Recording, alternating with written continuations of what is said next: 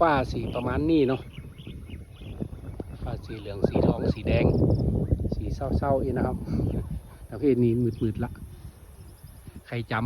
ำปีที่แล้วได้เนาะที่ฟ้าเหลืองนี่นะครับตีน้ำท่วมแม่สายแม่จันเจียงไฮ้เจียงใหม่เนาะน้ำท่วมภาคเหนือหลายๆจังหวัดนะครับฟ้าก็จะออกมาประมาณนี้นะครับสีสวยแต่เหมือนเป็นลางบอกเหตุในบ่งบอกอย่างสักอย่างนะครับธรรมชาติเนาะ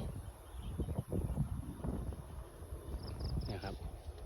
ใครจำได้ปีแล้วเนาะฟ้าก็ออกประมาณนี้นะครับประจวบเหมาะช่วงนี้